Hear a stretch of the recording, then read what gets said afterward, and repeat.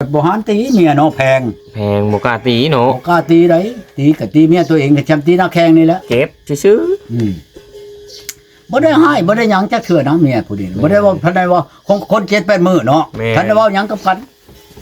สิมายังหอมอยู่ได้เนาะมีความเว้าอยู่นะโอ้ยเช้าเมียหักบ่อยู่นำบ่อยู่แล้วบ่มักเด้โตคือเบิ่งอันหมู่นั่นโทรมานั่นคือสิว่าเอาเฮ็ดหยังผัวเฒ่าจังซั่นสิแหละเขาว่าความเราถึงเนาะมันก็เว้าคืนบัดนี้มันว่าความลาวบัดนี้มันว่าเฒ่าก็ย่านะเราแพงเฮาอยู่เราบ่ได้เว้าหยังกับเฮากับแพงเราอยู่นำเราแล้วคนแพงเฮาคนกลุ่มเฮาแหละยันหมู่เว้าหลายอายหมู่บ่จักเนาะอย่างนี้อยู่มันหลายเทื่อเว้าแล้วมันก็ไปแล้วบัดนี้ไปนำเขาแล้วอันนี้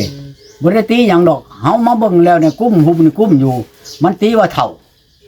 เบิ่งกูจักเบิดแล้วอีได้นี่น่ะเด้อเอาอันนี้ไปตากก่อนเด้อโดยตุจันไปตากเอามะม่วง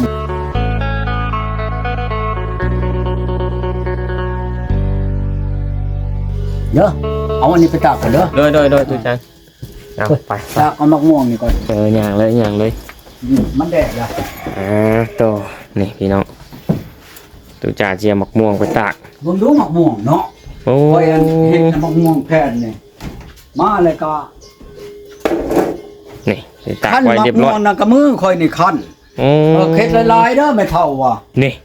ก็เฮ็ดหลายเฮ็ดเป็นปั้นไว้บ่ตุจานปั้น1โต๊ะนึงนะนี่นะปั้นละโต๊ะปั้นละโต๊ะอันนี้รู้จักปั้นนี่ยังไงแล้วก็โต๊ะในเฮือนนี่โต๊ะนี้ยังบ่ได้ปั้นนี่ค่อยคั้นมะม่วงอยู่ในเฮือนนี่มันนอนอยู่หั่นเฮ็ดได้ใส่ตู้เย็นไว้บ่บัดนี้ใส่ตู้ไว้เนาะไปชื่อกระตุกกระตุกแล้วมันใช้กระตุกเมี่ยนอยากกินยามใดเราออกมาบ่วงตักออกมากินนะมันแบบมักทุเรียนกวนเลยเขาเห็นเขาเห็ดเมี่ยนนี่เนาะแม่นยังดอกเฮ็ดเองแบบนี้แหละได้ลูกได้เมียมาจังว่าลูกเมียเฮ็ดสู่กินเฮ็ดหลายๆได้ให้มาฝากแม่บ่ได้ให้อันว่าเขาค่อยนั่นหลายได้อีแม่ก็อยากกินหลายนั่นแหละหักมันนั่นมือตะบิดนั่นปั้นชอยปั้นนั่นมะม่วงนั่นปั้นชอยหลังจากนั้นแหละปูกับพี่ตะคอยนี่แหละเห็ดทึ่งกวนกับทึ่งเห็ดเบิดทุกอันนั่นแหละคอยจังว่าโอ้ยเมียเอ้ยคอยก็บ่เว้าหยังบ่จะเฮ็ดแล้วก็บ่ยาคอยก็บ่ได้เว้าจังซั่นจังซี่บัดเมื่อน่ะมาประจานคอยอยู่บ้านว่าคอยนั้นคนบ่รับบ่ดีแนวใดที่แม่นบ่ดีอันบ่ได้ตีเมียพูดแล้วว่าเจ้าน่ะคือผัวเก่ามานั่นดีหลีเมื่อพูดน่ะว่าเจ้าน่ะบ่ดีไปเว้าในคนบ่รับบ่ดีก็เอาให้ว่าฉันเว้ากับหมอหลายผู้อันเป็นลาบน่ะคนวันนี้ก็เอาให้ข่อยละบ่จักความดีความงามนะคันว่าทั้งตีทั้งอันนั้นน่ะคือสิดีทั้งผู้เฒ่าน่ะก็เว้าคนบ่ดีน่ะคันคือผู้เก่าน่ะทั้งตีทั้งอันเตะนั่นโอ้ยฉันเขาดีครับ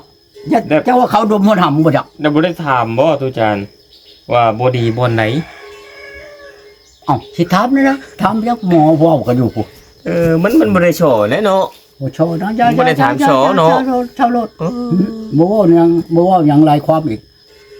แต่คันสิไปใหม่แม่นบ่คือกันกับไอ้น้องข่อยเว้ากี้นี่นั่นแปลว่า6 บาทที่มาลาดอันถือว่ายิ่งหนีนะยิ่งหนีชายนี่ยิ่งชายนี่ยิ่งชายนึงเขาพระพีธรณีข่อยแหละหนีบ่ช่างนางโบราณนี่เขาหมาย6 บาทที่มาลาดน่ะแปลว่า6 ล้านกับหมูตัวนึงนะเมื่อกะเขาให้เมื่อเว้ากันอยู่ผมเมื่อเว้าพี่ชังข่อยน่ะพิษเมียบ่จังให้ข่อยเมื่อเว้าข่อยเฮ็ดจังได๋พิษแม่บ่หรือพิษแม่เฒ่าหรือว่าพิษไทยบ้านลักเมื่อนั่นก็เมียลักเมื่อให้ข่อยเมื่อเว้าไม่ว่าเมื่อเว้าพี่ชังอีกโหกันแนวเมื่อเว้าข่อยตีลูกตีเมียเตะเมียแม่นบ่ด่าชับพี่หีแม่บ่จบบ่งามอันนั้นข่อยเมื่ออยู่ข่อยเมื่อเว้าน่ะอันนี้ข่อยบ่ได้เว้าหยังลักเมื่อว่าข่อยนี่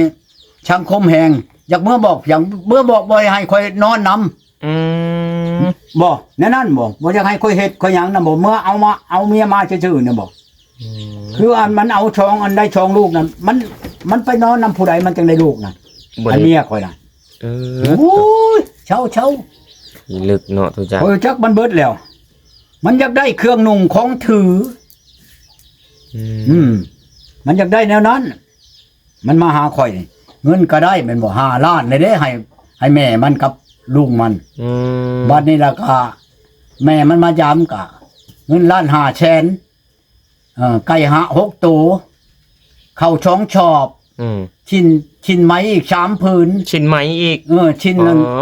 ธรรมดาชิ้นแต้มนี่5พื้นแพงได้ชิ้นไหมผ้าห่มอีกโตๆอีกพื้นนึงแม่นบ่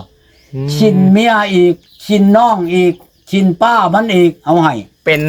หลังรถแล้วพังเว้านี่โอ้ยรวมเข้ารวมหยังเข้าอีกก็ช่องชอบเป็นหลังรถนึงแก่มือคันเข้านั่นก็จะค้าคันอยากได้เงินนั่น5แสนก็บ่ได้ยากอีกสิเว้าได้ไดส่งค่ารถอีกส่งค่ารถอีกล้าน5แสนอีกปาดโตจำได้แหละบ่ดีเด้ลูกเผยนี่ลูกเคยผู้นี้นั่นคันบ่เตนำปากไม่เท่านะมันจะมันคักงาเปิ้นมันงามไม่เท่านั่นเอาผัวเขาก็ช่องผัวแล้วไม่เท่าเอานั่นบ่ได้แต่งอีกมันชับมันงามมันชับมันดีครับเฮ็ดในนั้นน่ะคอยบัดบ่ได้เฮ็ดในนั้น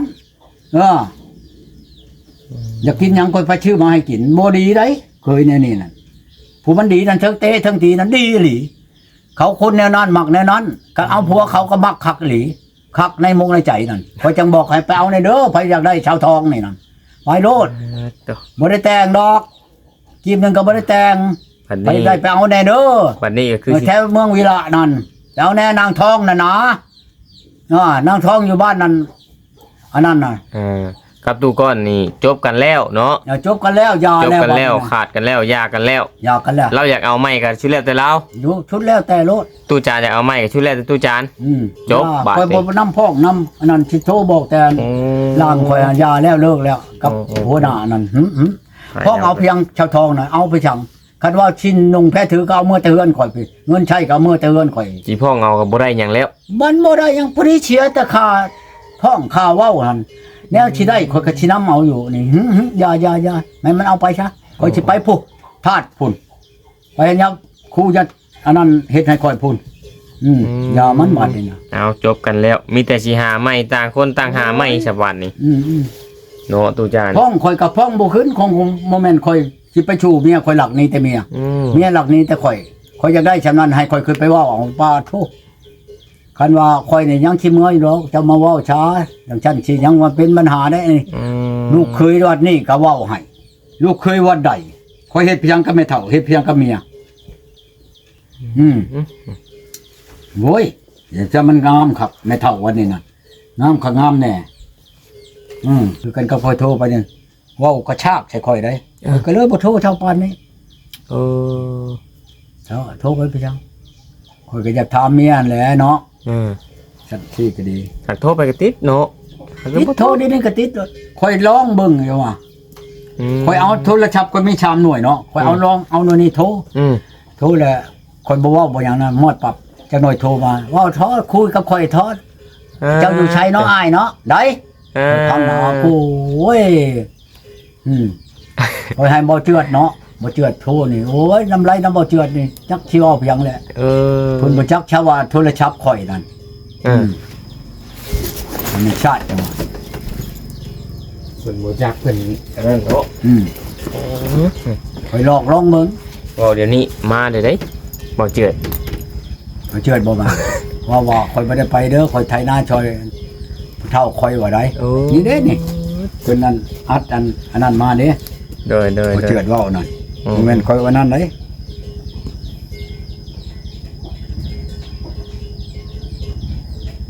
เนาะตู้จานสิจะได้บ่ได้นั่นเด้เพิ่นว่าข่อยนำบ่ได้ไปเด้อเพิ่นว่าข่อยไถนาช่อยเขาข่อยเพิ่นว่าข่อยก็เลยบ่ได้ว่านะข่อยจะถามว่าเฮ็ดหยังนะเลยติดตัวบ่ได้ไปทางใดเลยตู้เอ้ยออกมาไถนาบ้านกุ้งบ้านกาไทหุดเพิ่นแล้วเว้านี่บัดนี้บ้านซอยเพิ่นอันนี้ใจว่างแล้วมาเนาะติดต่อกันที่ว่าบ่ได้ไปทางใดดอกคันมันว่างสิไปหาอยู่กับใครอยู่อันนี้ว่าบ่ได้ไปไสดอกตู้เอ้ยอันนี้บัดมาได้หยังมาให้กินน่ะเจิดได้หยังมาให้กินนั่น ในห้องกินบ่มาน่ะ ปิ้งไก่ปิ้งเป็ด ปิ้งไก่บ่ โอ้ย ขอบใจหลายกับปิ้งไก่นั่น โอ้ย ไปมาชื่อละให้ กับ ค ข้าน ว อยาก ได้ กินเลยนี่ขอบใจเด้อบ่เจ้าเด้อ โดย โอ้ฉันละบ่เฮ้ยมาก็มีแนวข้าวนี่ข้าวกันแหน่เห็นว่าก็ดีคุณมันเป็นชายนอนเดียวเลยได้คุมื้อ ชายโดนเดียว มันบ่ได้แม่นว่ามีหลายอันนั้นได้อันนี้นั่นของบ่าวแพ้น้อยนี่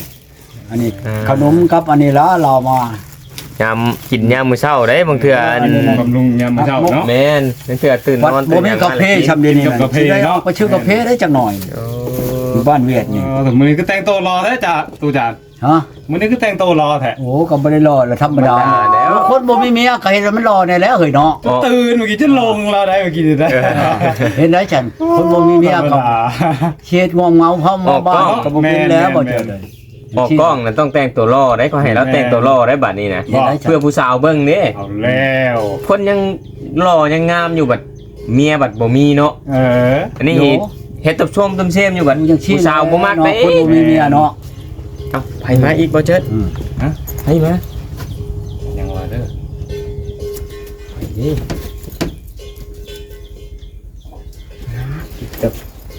หลายคนอยู่ตัวจานเลย เอาว่าพื้นนั่นเมียเอาอันท้องไป อืม เอาไปก็ยังอยู่ ของค่อยบ่ได้เบิดเท่านั้น อืม อันนั้นแล้วเอามาให้บ่าวแพทย์น้อยเบิ่งดูนั้นมันยาวเด้อพี่ตกอยากตกชะบือพี่ได้น่ะมัน2 บาทเด้ โดย ตัวนี้น่ะบาทนึงอันนี้น่ะชัดเด้ อย่าแล้วเอาไปกันเลยเนาะตัวจานเนาะ ไปเก่าไปแล้วเจนได้ฉันจำเป็นแล้ว อื มันขาดเกินของโจรของมันใช้ช่อยเชาะใช้น่ะมันชองคนเลยแล้วเอาไปได้ อืม ตัวนั้นน่ะผู้ชาวอันนั้นเมียบ้านนั้นชะมวยเอาไปเถอะ อืม เอาคืนได้ อืม เนี่ยตัวนี้เอาแขนเอาให้แขน อืม อยากได้ไปเลย อืม หมอลามได้บอก โดย หมอลามเอายังให้เมียน่ะบ่ให้เอาคืนเหมือนกันโอ้โหหมอลามก็เป็นใจเขาแล้ว โดย เขาจะมาว่าหลายกับหมอลามน่ะ เป็นได้บ่เจิด เจ้าคิดว่าเป็นอะไร ว่านี่แหละ เออ ใช้ว่าชีบ่ได้มา โอ้ ว่า ฝ บ่ น ได้ไปเด้อตู้เอ้ยว่ะข้าไทยนาช่วยพ่อเฒ่าว่ะ ฝนมันตกมื้อนี้เพิ่นบอกเพิ่นว่าฝนตกบ่ไหวเพิ่นว่า ตัว เจ้าใครติใช่พ่อเฒ่าไปไทยนาก็ได้จนพ่อเฒ่าบ่ไปยังไปไทยช่วยเนาะ นี่ลึกเลย ค่ บ่ อย เจิ ได้ ด บ่ เนาะ มีไผ ใช่เขาบอกตัวเฒ่า เอา แล้ว เมียมาว่าสิเอามาดำนาก็บ่ได้อยู่ช่ำอีกเมื่อแหละ อืม คันว่าอะไรว่าเขาคอกแน่บ่ค่อยขี้ข้านเคยบ่ฉันข้อยก็บ่เคยเห็นเมียเป็นอันนี้ถ้าไปได้เมียคือเมียข่อยนี่บ่เคยมันขับแล้ว บาท อืม เอ้ยตัวจาน เอามา เลย ตายแล้วเราก็จะ ยังบ่เจิดหากะมา นี่ดอก กินนี่ แล้วก็มาฮอดแล้วก็มาฮอด แล้วตัวจานลงนั่งอยู่ลุ่ม เห็ บ่ นได้ แม่นะ อันผู้มามื้อนั้นว่าฮะผู้หญิงมาให้อยู่นํในเด้อว่ะว่าเป็นได้ดอกว่ะตอบมาเบิ่งดูในใช้ผู้หญิงมานำน่ะ เละจะล้าง อันผู้เอามาให้อันใด บ่แล้วมาอันนี้นี่แล้ว มาลงชิปนี่ มาแต่บ้านได้หรอ ผู้ บ้าน อื่นผู้มาลงชิปข่อยอยากได้อันผู้มาอยู่นํบ่แม่นว่าอยากเอามาให้ลงชิปข่อยได้ ตัว ลงชิปนี่มันบ่ยากดอกหลายคนอยู่มาลงนั่นวันนี้ก็5คนวันนี้ก็ดี ว่านี่นะ มาแกงหน่อไม้ให้กินอีก ว้าแกงหน่อไม้สู้กินอีก มันนี่สิได้หยังให้กินน่ะมานี่แกงหน่อไม้บ่มันยิงมาจะคนอยู่นี่ไปหาจับหน่อไม้หั่นอันยะนางก็ยังอยู่อัน เอาเมื่อวานนี่ก็กินแกงหน่อไม้พ่อตุ เอากินแกงหน่อไม้แล้ววันนี้ บ่ เช้าฉันมาแกงหน่อไม้ให้กิน เสียดายเนาะ ฉันเช้าหนุก แม่ มาวัน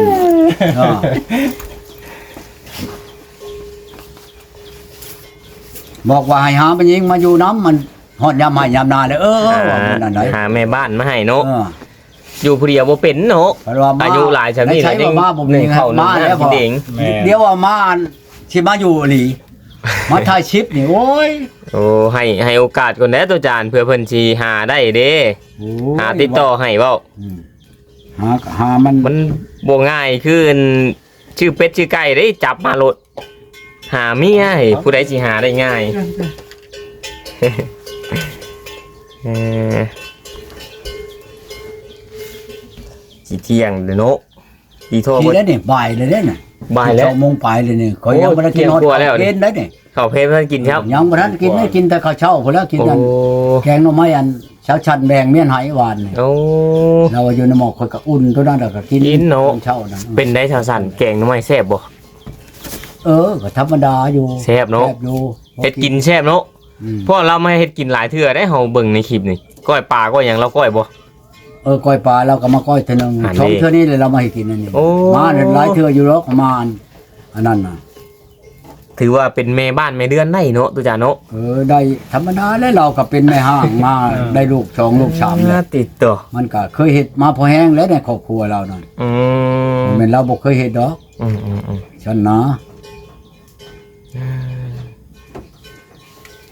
เอาดึงลูกดึงเมีย อืม ยังสิเบิดเงินย้อนหาเมียนี่ได้เดี๋ยวนี้หามาแล้วไปหามาแล้วไป จนถูก สิถูกย้อนเมีย ถูกนํเมีย ตัว จักเช่นไหน ปัจฉิบ่หาบัดบ่เป็นอยู่ผู้เดียว เอาแล้ว คันว่าไผเป็นมาแม้มาอยู่ผู้เดียวนี่เขาสิมอบให้บ่ให้ขายให้หยังไดอยู่คือข่อยนี่ แม่น เข้า แม่ ป น ก อ ติ ยู่บ่ได้ตุ ฮะ แม่นความเจ้าอยู่ แน่ บ่ได้ มานะแม่คือกันกับหมอไปขายขนมมื้อนั้นเอาให้ยังเมียข่อยเอามาอยู่นะแม่ป้าเมียจะมาอยู่คือข่อยนี่ โดย หน้าข่อยก็กิน ข่อยให้กินแล้วนะอยู่ผู้เดียวนั่นจนเท่าตายพุ่นบัดบ่ว่าบ่ได้แล้ว คันว่าอยู่ได้ บัด เนาะ ค่อยบัดให้ได้ เออ โอ้ว้าวแนวชั่วก็เดียวกระดอกอยู่ไปว่านั่นได้เฮ้ยว่ะกะล้ำได้บัดหมู่บัดให้เป็นความดีบัดชั่วบัดมาให้ข่อยชั่วโอ้ข่อยบ่ได้ให้ไผแต่งให้ได้เรื่องเอาเมียนี่ร้อยหนึ่งก็บ่ได้มีไผช่วยว่าอ่ะลุงจันทร์ข่อยช่วยเจ้าได้เจ้าเอาเมียบ่ได้มีความว่าในนั้นจักคนใดบัดมาเว้าบัดว่าประมาทข่อยช้ำอย่าข่อยว่าบ่มาใกล้ข่อยจักเทื่อก็ได้ มา ข่อยบ่สิอำไปจัง เนี่ยนั่นแหละ อยาก สิไปหา กินข้าวกินน้ำเลยได้บัดนี่ได้สิเอาอันเอามากินน้ำกันนี่แล้วเอามากินอยู่นี้ เอากินดูแล้วจตุจาน มันเป็นอันนั่นได้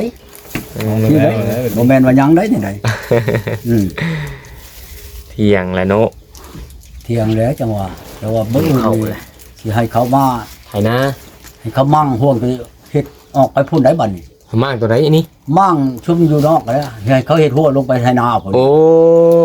เพื่อสิปล่อยงัวให้มันอันนั้นนะเดี๋ยวนี้บ่ได้ปล่อยงัวน่ะ โดย ยังขังมันอยู่นี่แล้วจะคิดได้ตรงๆเต็งๆจักเช่นใดความทุกข์ยาก ต้องเฮ็ดหัวดีๆแล้วบัดยามให้ สิทั่วดีๆแล้วจะสิจ้างเขา ขังไว้เนาะมันออกกินข้าวเขาบ่ได้ แล้วจ้างเขามาเบิ่งงัวชำแล้วมันสิลงไปจักสิไปทางใดบัดนี่น่ะพังเบิ่งซะก่อนมันอุกใจหลายแหละมื้ออื่นเลยสิเขาไปปรึกษากันกับน้องไปทางไหนเอาน้องหันไปนำมันน่ะใครตีลูกมันนี่มันเฮ็ดหน้ามันก็บ่มีเมียคือกันน้องชายน่ะ แต่ว่ามี เสียงหลัง มี นี่ ลูกมีเต้าผู้เบิ่งผู้แยงอยู่เนาะ ลูกไผมันเอาลูกไผมาเฮือน โอ้ ตัวนี่มันอยู่ผู้เดียวมันสิอยู่ได้เนาะ แม่น เพิ่นมาเช่ามานึ่งข้าวเฮ็ดกินแม่นบ่ เบิ่งเพียงคันว่าเฮามันทุกข์ยากอะไรก็ใครเด้อบ่โอ้ยชำนี้ข่อยบ่ได้ว่าทุกข์ปานใดเด้ชำบ้านชำเมืองอยู่ได โอ้ นี่ก็บ่ว่าสิลื่นบ้านลื่นเมืองก็บ่ฮักแต่บ่พอหลุดพอหลุยหั่นน่ะ โอ้แม่น ที่ดอก แม่น นี่ล่ะไปหาบ่งกินก็เด้อ โดย จุบมาพี่เด้อถ้าอยู่นี่ล่ะ มาสัวเจิดกินโน สิเอามา เอามาเถิด กิน จะกิน แล้ว จะกินข้าวเที่ยงหรือบ่ว่า กิน จะ ข้าวแล้วได้ตัวเว้ย ฮะ กินเลยได้ กินก็มากินน้ำเดียวนี่แหล้ว กิน บ่เจิดเราเฮงอยากไหม